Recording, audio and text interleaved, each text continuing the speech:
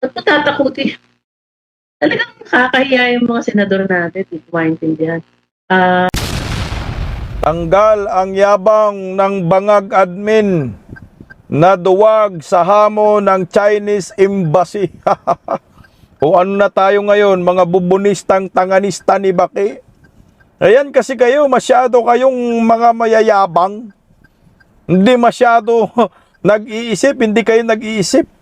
Kung ano yung ikakabuti sa bayan, ang iniisip lang ninyo ay puro yabang. Naduwag po itong gobyerno ni Bangag laban po sa hamon ng Chinese Embassy na sila ipakontempt o ipa-persona non grata lahat.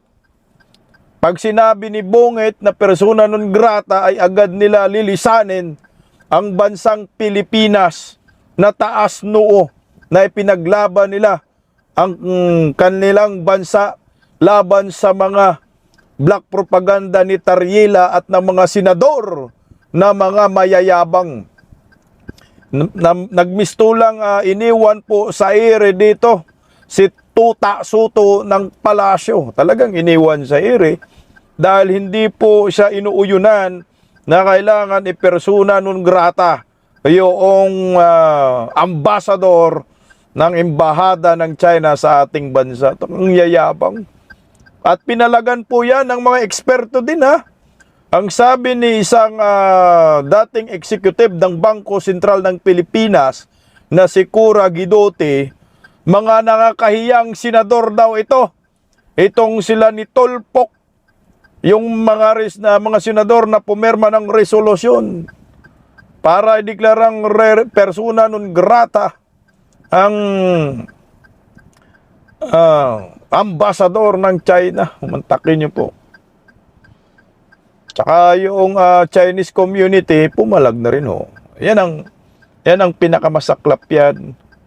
Dahil kayo, napapahiya ho kayo sa mga totoong nangyayari sa ating bansa. Hindi po natin kayang sindakin ang China. Ang kailangan po natin ay kaibiganin. Yan ang maliwanag dyan. Magandang tanghali po muna. Pa-like, pa-share, pa-subscribe at pakipindot po ang inyong notification bell para lagi po kayong updated sa mga video natin dito sa Bisdak Pilipinas. Pa-subscribe rin po ninyo yung pangalawang YouTube channel ko po, ang Bisdak Historiador. Magandang usapin po ito, no? Bakit po ay biglang atrasado ang mga tapang ng bangag admin, mga tapang ng mga ordinaryo ba, no? Mga piki, laban sa China. Pagkatapos po maghamon, kagahapon ng Chinese Embassy, ideklara nyo kami ng persona non grata. Direkta mismo kay Bongbong Marcos yung hamon, ha?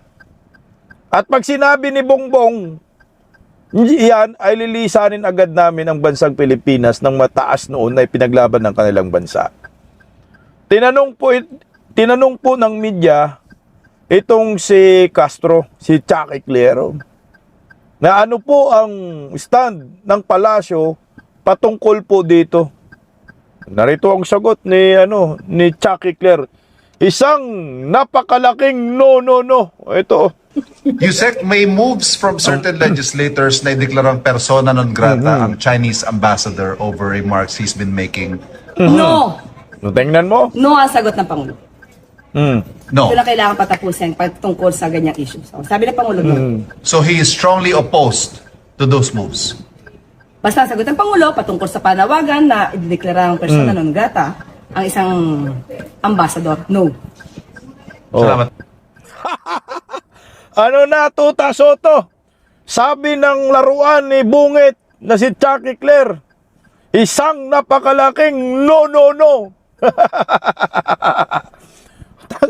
Akala ko ba ang tatapang ninyo? Akala ko ba mas maayos ekonomiya natin kumpara sa China? O naduwag kayo dito. Nabahag ang buntoto ninyo. Huwag na masyadong magbayabang. Talagang hindi natin kaya tagisan. Head to head, hindi kaya. Kailangan marunong ka makipagkaibigan. Hindi naman talaga natin kalaban yung China. Dito ay napahiya si Soto dito. Kasi consistent yung mga pahayag ni Tuta Soto. Hindi lang si Tuta Soto napahiya dito, kundi itong si anak ng kamuting ito, si Bindalo.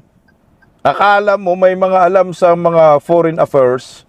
Walang mga alam ito. Nananalo lang ito dahil sa kay George Garcia. Kaya sabi ng isang eksperto, dating executive ng Bangko Sentral ng Pilipinas, nakakahiya itong mga senador na ito. Yan naman talagang totoo. Nakakahiya po sa ating mga Pilipino na yung isang bansa, ang inisip nila ay makipagkaibigan lamang sa atin, ay pinapalabas natin masama, na hindi naman talaga masama. Ang masaklap pa dyan, yung inaaway natin, ayan pa yung pinaka number 1 top trading ng ating bansa, itong China. Na halos lahat ng pangangailangan natin nanggagaling sa China. At tayo rin nag-export ng mga produkto sa China. Kagaya ng saging, pinya, durian, at kung ano-ano pa. Yan nung hindi nila naisip. Kaya nakakahiya itong mga senador, Tuta Soto at si Erwin Tulfo. Bago natin ipalabas yung statement ng naturang eksperto, pakinggan muna muli natin itong si Tuta Soto na mangyak-ngyak dahil binatikos niya, yung 6 na senador, 6 ba yun? O 6 nga, 6 na senador na hindi pumapabor. 6 ba o siyam? Basta ay siyam pala, siyam, no? Siyam na senador na hindi pumayag sa kanilang kagustuhan na kundinahin ang ambasador ng China at ideklarang persona non grata. Binatiko si Tuta Soto dahil pinapaboran daw ng mga naturang senador ang China. Ito ang pinakabubong senador, itong si Tuta Soto. Hindi niya inisip ang kapakanan ng sambayan ng Pilipino, ang inisip niya ang kabugukan ng animal na ito. Pakinggan natin ang bugok na ito. Well, I was hoping that it's not true. Pero pagka if you read between the lines, so medyo talagang napapaboran ng China yung mga ilan sa amin sa mga statements, so hindi ko masisisi ang ating mga kababayan kung mag-isip sila ng gano'n. Papalitan po si Olol, no? Anong pinapapaboran ng ibang senador ang China? Hindi po China ang pinapaboran dito, Tuta Soto. Ang pinapaboran po dito ay yung mga Pilipino. Iniligtas po tayo sa mga prinsipyong mga bulok, kagaya ninyo ni Erwin Tulfo, na magiging mitya ng gulo at gera, digmaan sa pagitan ng Pilipinas at China. Hindi mo ba inisip? Number 1 trading, top 1 trading, ang ka-partner trading ng Pilipinas ang China? Mag-isip-isip ka. Hindi kaya ng Amerika ang ginagawang tulong ng China sa atin. Yan ang tandaan mo. Kaya yung sinasabi mo, tatampo ka dahil pinapaboran ng ibang senador, tama lang. Hindi pabor yun para sa China, pabor yun sa ating mga Pilipino. Iniligtas po tayo sa kapahamakan dahil sa mga baluktot ninyong prinsipyo at paniniwala. Mga statement ninyong bulok, hindi kayo nagiging sensitive. Nagiging insensitive kayo, bahala na kung anong mangyayari. Basta kayo, magyabang lang kayo, basta kayo, papalabas lang ninyo yung kalukuhan ninyo, kagaguhan, para purihin kayo ng mga dilawan, pinklawan, dyan kayo nagkakamali. Yeah. Tuloy natin. Sen Aimee doon sa Committee on Foreign Relations. May we know if this has something to do with not signing yung resolution condemning po yung acts ng Chinese Embassy? No, I don't think so. When the majority met, the thinking is that a major committee like foreign relations should be chaired by member of the majority. Eh nung una, hindi naman namin ginalaw yun, originally na kay Senator Amy Marcos yun. Hinayaan namin, thinking that later on, pwede naman pwede naman kami magkasama-sama. But apparently, things didn't work out that way. At meron mga importanteng mga treaties at saka agreements na nakapending doon na malaki ang concern ng mga members of majority. So, we discussed it and we decided that we should give it to a member of the majority. Originally, tama-tama, nung una kami nag-uusap-usap pa lang nung September, even August before September, nag-uusap-usap kami. Si Senator Erwin Tulfo was already very interested in that. Hindi lang namin ginalaw muna kay Senator Marcos, thinking that she might opt to jive with the majority as far as issue of foreign relations is concerned. Utakin si Erwin Tulfo na yung chairman ng committee ng Foreign Affairs diyan sa Senado. So yung bindalo na walang alam sa batas, na walang alam sa Foreign Affairs, na gustong palayasin ng China, yun na yung ginawa mong chairman.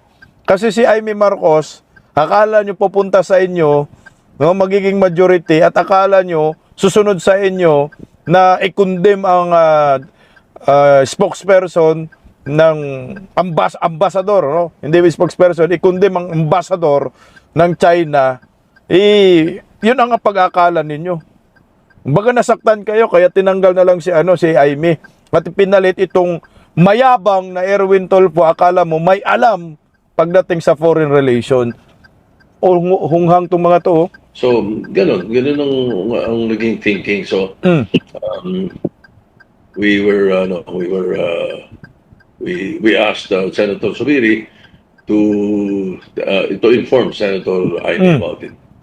Was there an expectation or hopes na pupunta kasi ng majority si Sen. Amy, kaya hinayaan niyo munang magtagal sa kanya yung Committee on Foreign Relations? Yes. Oh. Kasi ako naman, ang leadership naman namin, as far as we're concerned, always independent Senate. Kaya hindi kami pro-administration, hindi kami anti-administration. Ganun ang aking pananaw at ganun naman ang sinusundan ng kaisipan ng karamihan ng mga kasama namin sa majority. Lol, hindi kayo pro-administration, hindi kayo anti-administration, lo nyo. Ituta nga kayo ni Tambaloslos Tuta nga kayo ni Bangag. Hindi nyo nga patawag-tawag sa Senate Blue Ribbon Committee. Yung mga hinayupak ng mga mga executive na pinangalanan ni Saldico na mga bagman. Patawag nyo para maniwala kami na hindi kayo pro-admin, lo nyo. Pro-admin kayo, tuta kayo ni Bongbong Marcos. Yan nga lang yung statement ni Tariela. Di ba? Kinampihan nyo si Tariela. Anong tawag doon? Hindi kayo pro-admin. Los mo, tuta suto. We are cooperative but critical if necessary. At nakikita naman sa mga kilos namin. I mean, Wala, mukhang malabo yung sinabi ni Tito Soto na hindi sila pro-admin. At hindi rin sila anti-admin. Kumbaga neutral sila, malabo. Kitang-kita yung galaw tuta Soto. Pag sinasabi mo kasi Senate President ka, pag sinasabi mo majority, alam na po namin pro-admin kayo. Mga mukha nyo, mga bayaran kayo. may usap before with Sen. Amy na possible siyang lumipat ng majority block. May ganun ba? Walang official na ganun, pero siguro meron pabiro every now and then pagka nagkikita kami sa lounge. But there was... The same with Senator Bongo and Senator Robin Padilla. Na nagago na. So magsilipatan na kayo. Si Kuya Bongo, si Robin Padilla at Senator Amy lilipat sa majority. Anak tanggamuti naman. Marites lang ba yan, Tuta Soto? Tangina, hindi ako naniniwala sa school vocal na to, One Ball University. Nagchismis ka lang, chinismis mo lang yung minority para magulo. Kasi kayo, talo kayo pagdating sa diskusyon ng dyan sa Senado. Si Marcolita pa lang, mangyak-ngiyak ka na anong nangyayari ngayon? o tinabla ka ng Malacanang. Ang tinabla po ng Malacanang ngayon, ang tinabla ni Bungit, na takot sa hamon ng Chinese embassy, yung dalawang bugok, ayan o. Yung una, yung statement ni Tuta Soto, I suggest that we study the possibility of declaring that persona non grata, and that is very, very serious when the Senate does that. Diba, hinamon sila dyan ng China, hinamon direkta si Bongbong Marcos. Ito naman si Bindalo, Erwin Tolpok, chairman na ngayon ng Foreign Affairs. Mr. President, kung hindi nila gusto kung paano gumagana ang demokrasya sa ating bansa, malinaw po ang sagot, layas. So yung dalawang oplok na ito gusto pala layasin. Pero ang sagot ng Palacio de Polvoron, no ang sagot ng Pangulo. O paano yan? So hindi kayo kinakampihan. Alam niyo ho kasi, kaya dahil tayong mga Pilipino, wala tayong asenso, walang magandang ekonomiya ngayon under Marcos admin. Dahil nandiyan na yung nandiyan na yung China, no? Ayan po yung ambassador ng China, si Jingquan. Handang tumulong sa atin eh. Pero kayo, ang yayabang yung mga senador. Nakala mo naman, meron kayong magandang panukala na gumagana ang ating ekonomiya. Wala nga kayong nagagawa. Bumabagsak ang ekonomiya dahil sa kahibangan ninyo. Bumabagsak ang ekonomiya dahil sa yabang ninyo. At sabi nga ho, ng dating executive director ng Bangko Sentral na si Cura Guiduti, na ang yayabang daw ninyong mga senador. Hindi kayo bagay maging senador. Naging senador lang kayo dahil sikat, pero pagdating sa kaalaman, mahina kayong nilalang. Ang ganda na daw sana ng ekonomiya ng ating bansa sa panahon ng Duterte admin, pero pagdating ni Bangag, putang ina, nilabo-labo ninyo at lalo po nating inaway ang China. Yung mga ekonomista na, mga eksperto na nagsabi nakakahiya kayo. Kaibiganin daw natin yung China. Pakinggan na natin si Ma'am Cura Guiduti. Dapat maging friendly tayo sa China kasi yan ang pinakamaraming turista na dumadating dito dati. Ang laki na ng binagsak niyan. So, ewan ko ba, ang polisiya ng Pilipinas, tapos ang ingay-ingay pa ng mga senador, ng yung Coast Guard. Ano ba namang klaseng diplomasya meron tayo? Nakakahiya. Alam mo, parang parang hindi na honorable yung mga ginagawa nila. Kasi, kung makapagsalita sila sa China, akala mo, napaka-superpower natin. Natatawa na lang ako sa mga nakikita kong mga sinasabi ng mga senador, talagang, kakahiya talaga. Opo. Ma'am, So, paano tayo makaka-attract ng turista kung ganyan ang, alam mo, binuksan ni Presidente yung visa para sa mga Chinese, no? Pero kung gano'n naman ang naririnig nila sa mga official natin, ba't sila pupunta dito? Sa ibang bansa sila pupunta. Exactly ka dyan, ma'am. No? Hindi nga umuo yun eh. Ang yayabang nga ng mga senador. Di ba ang presidente sabi, libre visa kayo, pero 14 days, mga in-check, punta kayo. Kasi naramdaman na po ng Pilipinas yung pagbagsak ng turismo. Noon, sa panahon ni Digong, ang dami talagang Chinese na nagbabakasyon sa Pilipinas, pero ngayon, wala na. Grabe, napunta na na-divert sa Vietnam, na-divert sa Thailand, na-divert sa Indonesia. Nandun na yung mga in-check, nagsusunog ng pira ho nila. Alam mo, sa panahon ni Tatay Digong, napakaswerte po ng Pilipinas dahil napili po ng China na dito magsunog ng kanilang salapi at mamamasyal. Pero sa panahon ngayon, under Marcos admin, wala talaga. Nawalan talaga ng maraming turista. Napakalaking tulong ho sana yun. Alam niyo po yung tourism industry ngayon, negosyo, bagsak na bagsak. Ano po yung unang mga tinatamaan dyan? Yung mga accommodation. Mga accommodation sa iba't ibang tourist destination. What for example, Palawan, Boracay, Siargao. Wala. Maraming bakante. Kawawa po ng mga nagninegosyo doon, luging-lugi. Dahil nga bagsak yung tourism industry natin. May problema po ang gobyernong ito. Inaway-away mo yung China, hindi nila alam na kailangan natin yung China. Malaking tulong sa ekonomiya eh. Tuloy po, ma'am. Opo, ma'am, nabanggit niyo po yung issue sa China. Nakikita niyo po ba na may possible epekto din yan or yung sa pananaw ng lalo na sa mga kapitbahay natin or sa international community na nakikipagbardagulan yung mga opisyal ng Pilipinas, wag na siguro tayong diyan, wag nating kasi may maganda yung relasyon natin with China. May ganyan din po ba na possibility po, ma'am, na kahit na tayo yung Pilipinas at China yung may conflict pero yung mga nakatingin, yung mga marites na mga kapitbahay natin ng bansa, yung ibang mga bansa, baka madamay tayo dyan parang ganun po, ma'am. Naalala mo ng ASEAN, di ba, pinagsabihan ng Malaysia ang Pilipinas na yung ASEAN forum is not for Ranting.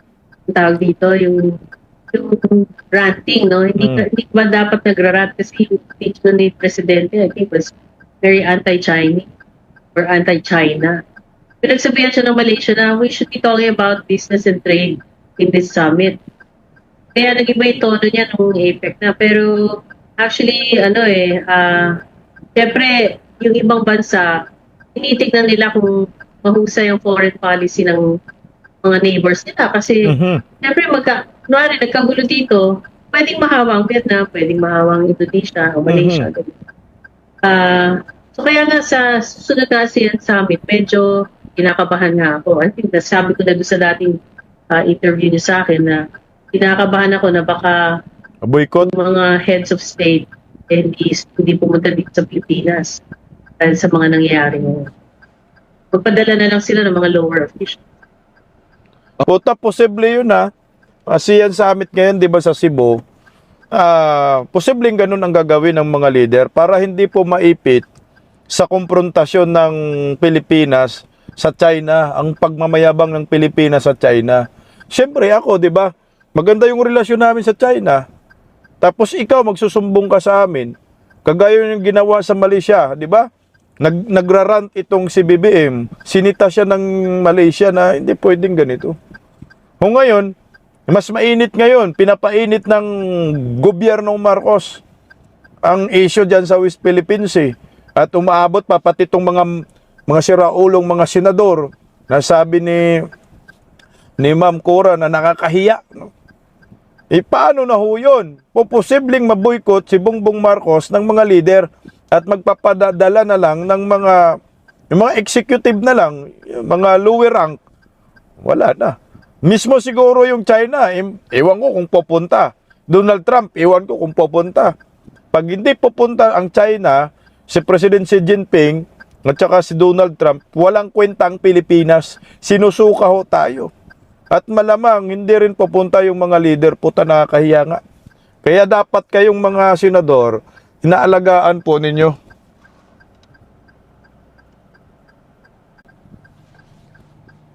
Kaya pag ako sa akin lang, dapat mag-ingat tayong mga senador.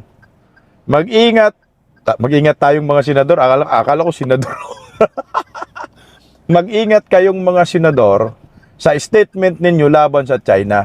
Kasi pag hindi kayo nag-iingat, malamang mapapahamak po ang buong Pilipinas, pati ekonomiya apektado. Tuloy mo. Opo, tingin nyo, kumbaga, itong turismo natin, malaki yung contributions, pero napansin na rin ng ating mga nasa mga tourism officials. Kaya nga, nung November ata, kung di ako nagkakamali, binalik na nila yung yung pagbibigay ng visa upon arrival ata nung so mga Yung yun? sa China, yung Chinese na mga turista, 'di ba? Parang binalik na nila, hindi na sila masyadong nagstrikto Tapos nabuksan na naman itong nabuksan kasi nakita talaga nila yung pagbaba at imbis na sa atin pumunta yung mga turista kasi ilang billion yan sila doon sa China. Dito na sa mga kapitbahay natin napupunta tuloy ngayon niluwagan na yung restriction nagkakaroon na naman ng meron na namang nagsasuggest na magkaroon ulit ng restriction. Yung ganong papalit-palit na mga polisiya po, ma'am, nakakatulong din po ba yan or nakakasamang lalo talaga sa ating ekonomiya? Nakakasama sa turismo, nakakasama sa business. Kasi, alam mo, pag may galit na naririnig sila, galing sa mga, Opisyal ng gobyerno. Sa mga senador. Senador. Tapos, gagamit ng words na FU. Puwa, Diba? Shut the Anong fuck klase? out. Syempre, galit yung naririnig nila. So, pag ang isang opisyal galit, may security implications yan. Exactly. Parang tinatakot mo yung mga tao dun sa bansang yun. Ba't sila pupunta dito? Takot sila. Ba't mo tatakutin? Talagang nakakahiya yung mga senador natin. Correct. Hindi ko alam kung nag-aaral sila ng diplomasya at o sinuwerte lang talaga sila at naging senador sila dahil popular sila, ganyan. Pero yung lumalabas sa bibig nila, hindi maganda when it comes to foreign relations. Parang ang dating din, ma'am, kung hindi ka sumasang-ayon sa kanila, traitor ka sa bayan. Gano'n naman ang nangyayari sa lahat ng sektor, di ba? So, pag nagsalita ka ng totoo, gigipitin ka. Kaya tingnan mo naman ang nangyari kay Congressman Barsaga, kay Congressman Leandro Periste. Sino pa ba? Basta marami silang pinipersecute ngayon, ginigipit. Yung kay Gutesa, pag nagsabi ng totoo, gigipitin ka. Kasi ayaw nilang ilabas yung katotohanan eh. Yan ang naging problema ngayon. Kaya yung mga investors ayaw pumunta dito kasi hanggang ngayon, bad governance. I'm saying it straight. The governance is very bad at the moment. And investors are always looking at good governance. Bad governance, ang sabi ni Ma'am Cora Giguti at nakakahiya yung mga senador. Hindi nga umuo yun eh. Tingnan mo ha. Gumawa sila ng polisiya na free visa ang mga incheck para pumasok sa ating bansa dahil naramdaman na ho nila bagsak ang tourism industry. 14 days yan na pwede silang manatili yung mga incheck dito. Pero itong mga mayayabang na senador, panaybera sa mga incheck. Sa tingin nyo ba, nga mo ha, senador yung nagmumura. Kita natin, nagmumura itong si Bindalo. Tito Soto, persona non grata, itong, yan, yung ambassador ng China. Sa tingin nyo ba, maaakit ang incheck na pupunta sa Pilipinas kahit may lagay kayong pre-visa? Pinipikatan lang kayo dyan ha. Tinawanan lang kayo ng China yan ngayon. Dahil sa kayabangan natin, di pala natin kayo, dahil sa kayabangan ninyo, damay-damay na. Pati mga OFW, baka bigla pong madamay. Hindi nag-iisip. Kagaya sa iyo, Bindalo, Erwin Tulfo, Tuta Soto, ang dapat sa inyo, umalis na kayo dyan sa pagkasenador ninyo. Dahil ang iniisip lamang ng mga to ay kapakanan nila. Kasi mantakin mo ha, nililigawan, at ako sa akin ha, nakikita ko po, nililigawan ni Bangag, nililigawan ng Pilipinas ang China. Kasi kung hindi nililigawan ng Pilipinas ang China, bakit nag-offer sila ng free visa? Within 14 days. Kaso ang problema, nanligaw kayo, mga ugag, gumagawa kayo ng hakbang na ma-discourage at mabusted kayo ng nililigawan ninyo. Yung nililigawan ninyo, nakagawa ng magandang kabutihan para sa atin. Di ba? Recently, yung 15 mga Pinoy seafarer naligtas. Pero, imbis na purihin ninyo yung nililigawan ninyo, ang nangyari, na ginawan pa ninyo ng issue, ginawan nyo ng karakatsyor yung yung presidente ng China, kaya nagalit yung embahada ng China. Siyempre, presidente nila yan, mahal nila yan. Pinoprotektahan lang nila ang kanilang Pangulo. Ngayon, dumating sa punto na magkahamunan pa sa pagitan ng Chinese Embassy at mismo sa palasyo, na ngayon ang palasyo, umurong ang Yagbols, natakot, o ayan, tablado si Bindalo. At si Tuta Soto sa kanyang kahambugan.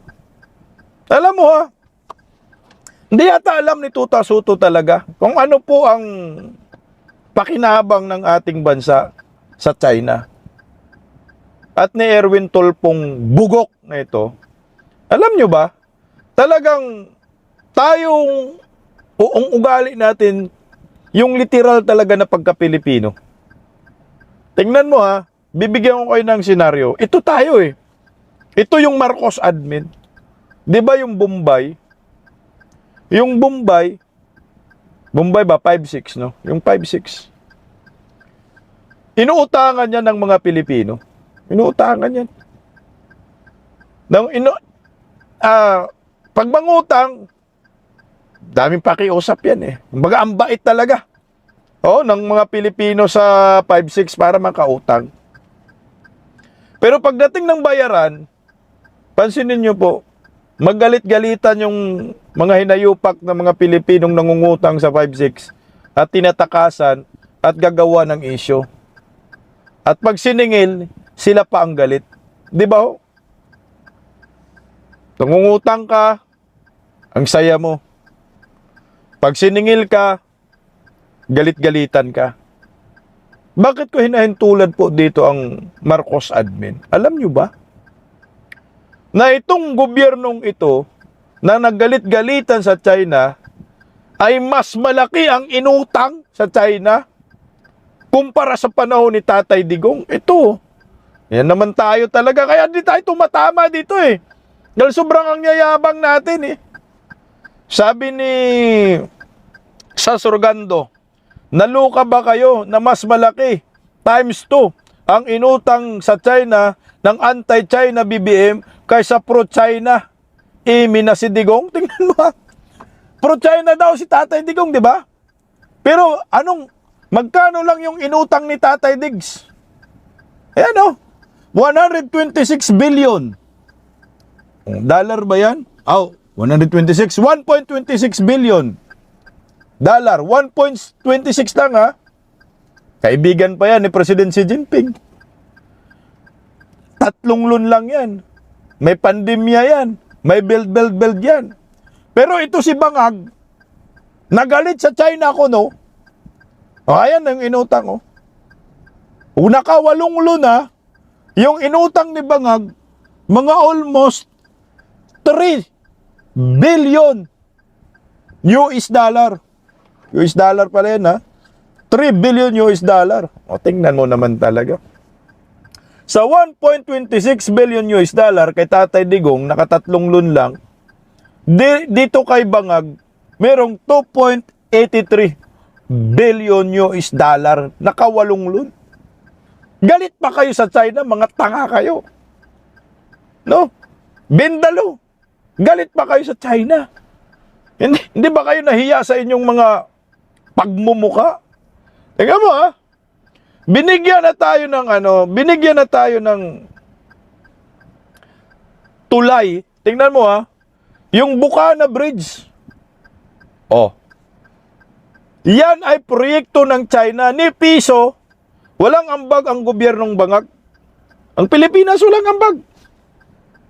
Noong handover ceremony sa Davao City, wala si Bangag dyan. Hindi inimbita ng Chinese government. Paano imbitahin? Persona non grata nyo yung ambassador eh. Di ba? Nung pumunta kayo dyan, bungit, hindi nyo inimbita. Yung representante ng China na feeling mo naman, kayo yung gumastos. Yung feeling nyo naman, proyekto ninyo yan. Utangin na ito, nakakahiya. Handover ceremony ho ito. proyekto ng China sa Pilipinas. Ni piso wala po tayong ambag. Hindi po utang yan. Regalo talaga yan ng China sa mga Pilipino sa Davao. Oh, ito ba yung sinasabi ninyong kalaban? Ito ba yung sinasabi ninyong bully? Ang tindi ng bully. Binigyan pa tayo ng tulay. Libre. Sus ko yun. Mag-isip-isip kayo. Dahil hindi maganda po, nakalabanin natin ang China dahil ang China ay maganda po sa ekonomiya. Kaya nabag ang buntot ni Bangag ngayon. Ang yabang-yabang nyo, walang pinagyayabangan. Para bang para bang ang nangyayari kasi, bumanat ka sa China, tinarantado mo yung presidente. Gumante yung China, mangyak-ngyak ka. Sasabihin persona non grata, yung ambassador. Sabi ng ambassador, hinamon si Bangag, o sige, persona non grata nyo kami. Wala naman problema. Pag sinabi ni Bangag, alis agad kami. Hinahalin tulad po yan. Parang ang iyakin natin, no? Parang iyakin natin ayon kay Senador Marcolita. Pakinggan natin Senador Marcolita kaunti. Ano yung measured transparency? Kailangan may kalakip na pag-iingat na ang bawat sasabihin mo ay huwag magkaroon ng misinterpretation Correct. o kaya baka pagmulan ng panic. May ganun palang alituntunin. Sila kasi merong yung strategic ito na paraan para ipakita sa China na ayaw nating ang ginagawa nila, pero may pamamaraan naman na sa maayos na kaparaanan. Yes po, oo. So, asa ng observance dito, di ba? So, paano mo sisisihin ngayon na basta-basta? Sila lang naman yung tagapagsalita ng Chinese Embassy. Sabi niya,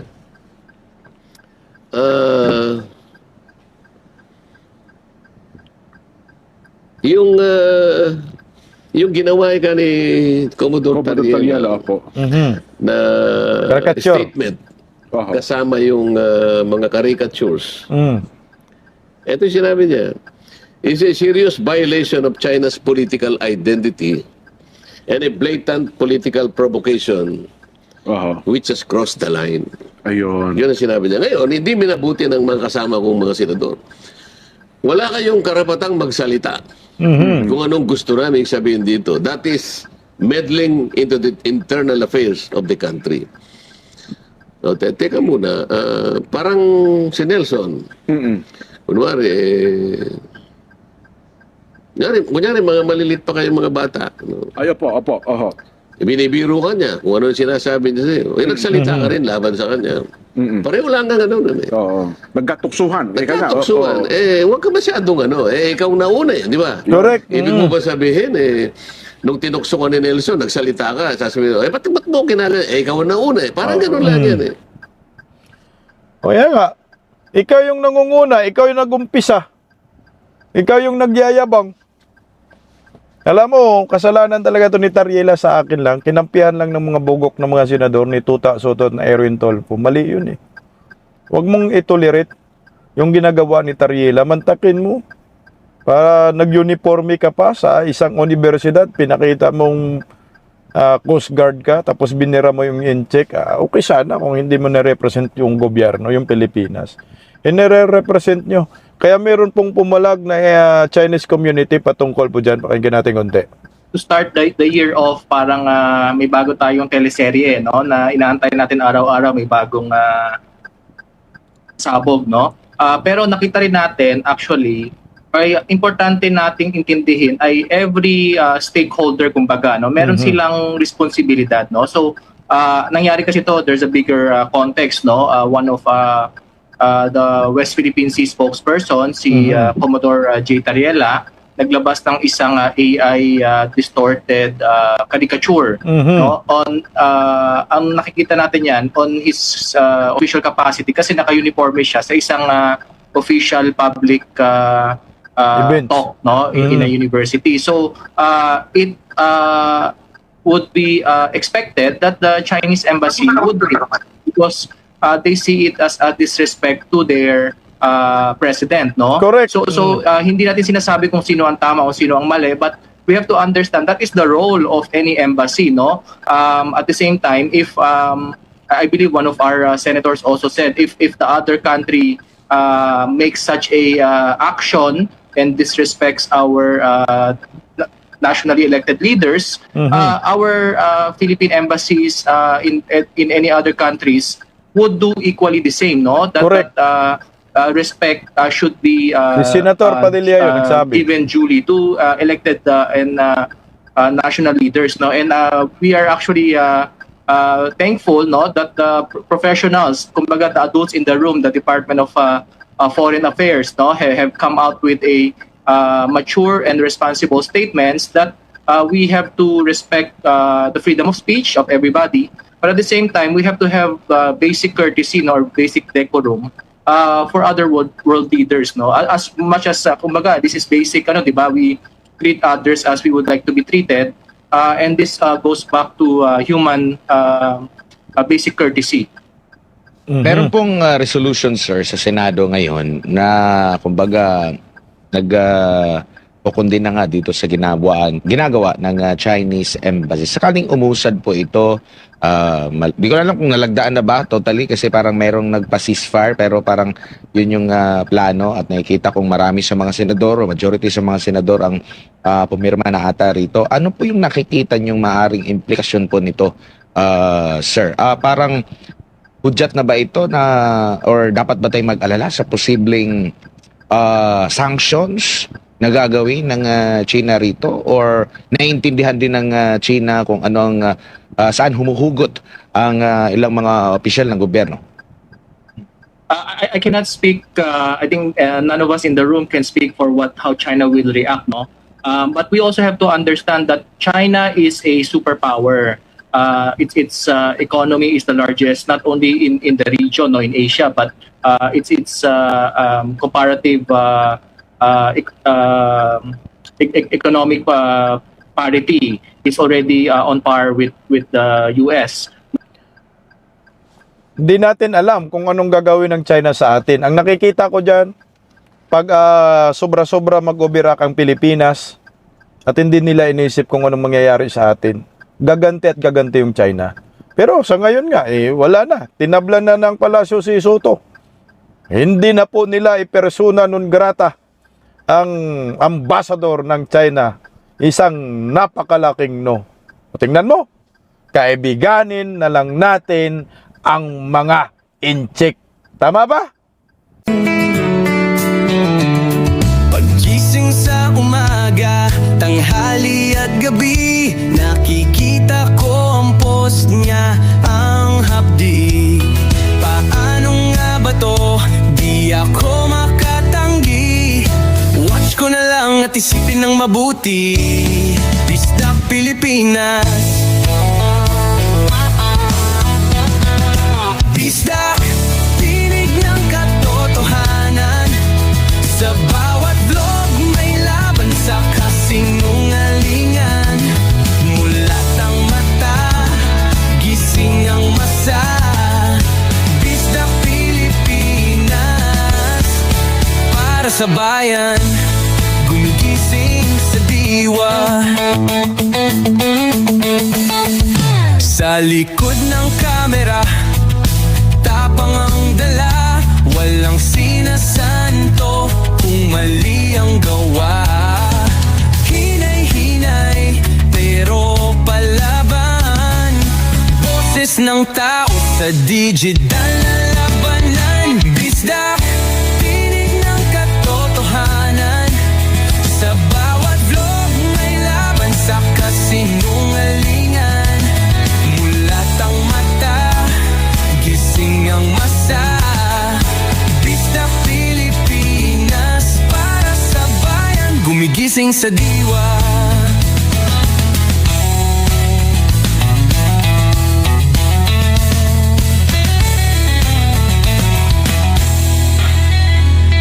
Hindi artista, hindi politiko, pero ang katotohanan, sigaw niya ay buo. Sa YouTube o Facebook man siya makita, may aral ka pa rin, may uwi sa bawat salita. Bisdak tahanan. Di lang kwento, kundi panawagan sa bawat Pilipinong naghahanap ng liwanag. Dista Pilipinas, kasama sa pagbangon ng bayan. Dista Pilipinas, boses ng masa, gising ang diwa. Sa vlog mo, may pag-asa.